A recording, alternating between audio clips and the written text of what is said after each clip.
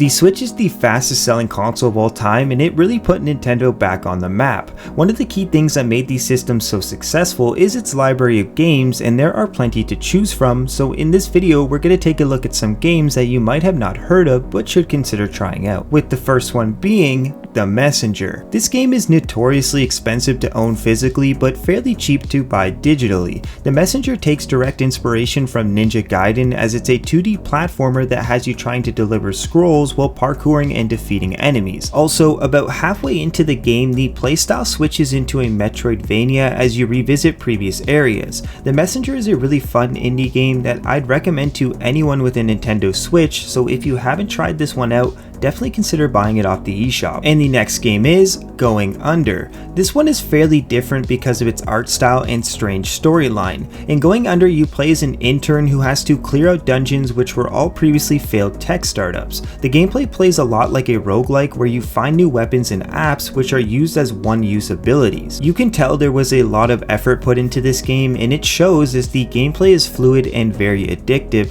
so if you like roguelikes and you want one with a very different storyline, Going Under is a great choice. So moving along, we have Deathsmiles 1 and 2. This one's a scrolling horizontal shooter that is best described as a bullet hell style of game. It originally had its release as an arcade title in Japan, but was luckily brought over to other systems in North America. In terms of gameplay, you play as one of 5 characters and you move your way through different stages as you fight to simply survive. It's a visually impressive bullet hell title with plenty of modes and features to keep you busy, so if scrolling shooters are your thing, don't pass up the opportunity to try out Deathsmiles 1 and 2. And up next, Animal Well. As of the making of this video, Animal Well will have just released a week ago, meaning it's still fairly new, but it's already being regarded as one of the best games of 2024. Animal Well is a 2D platformer puzzler that has plenty of Metroidvania elements. You control a blob who has to explore a labyrinth filled with animals and different hazards. What makes this game stand out is how every screen has a secret hidden within it, so while many other games might have a larger map, Animal Well does a good job at condensing quality. So if you want a title that is distinctively different from others, I'd highly recommend you try out Animal Well. And next is Boomerang X. This game's a first-person arena shooter that centers around a mystical boomerang that is capable of sending you flying through the air. But it's not just that, as you are also able to slow down time and gain other abilities that eventually make it so you never have to touch the ground again. Boomerang X is a very addictive arena shooter that does pick up the pace as you further progress into the game, as enemies start to get harder and you are given more opportunities to string together multiple abilities at once. So if you want a fast arena style game with stylish art, I'd recommend you try out Boomerang X. And next we have Ghostbusters Remastered. Now I try and avoid putting remasters on these videos, as I usually like putting the spotlight on newer titles, but for this game I'm gonna make an exception. Ghostbusters Remastered captures that feeling of the original film as you blast ghosts through a third-person perspective. You take the role of the rookie and get to tag along on missions that all do a great job at feeling different from one another. Overall, this is the last true Ghostbusters game that had all the original cast members in it, and it plays out great on the Switch with the upscaled resolution, so if you're a fan of the movies and you enjoyed third-person action titles,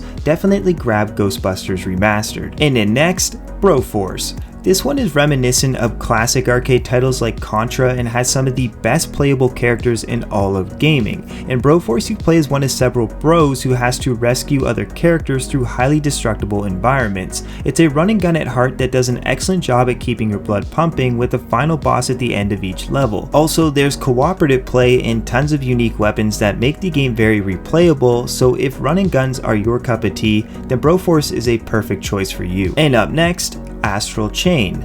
I think many were caught off guard when this title released, as it was published by Nintendo and it did not receive that much media attention. But if Nintendo was willing to publish this game, then needless to say, it's probably pretty good, and that couldn't be more than true. Astral Chain has you playing as one of the 2 new police recruits who defend humanity from interdimensional creatures. The gameplay takes the form of a hack and slash and is similar to titles like Devil May Cry and Nier Automata. Still, it stands out from those other games in the genre by having a legion who is controlled by the player and has its own unique fighting style. Astral Chain is the weird but fun byproduct of many great game developers, so if you like hack and slashes, Astral Chain is a title worth owning. And the last game for this video is Inscryption. Before playing Inscryption, I had not played a deck building game in well over 5 years because I sort of got burnt out on the genre, but this game reignited my interest in card games again as it introduced a roguelike element and creepy storyline that hooked me all the way through. In Inscryption, you play a tabletop card game against a game master who is holding you hostage.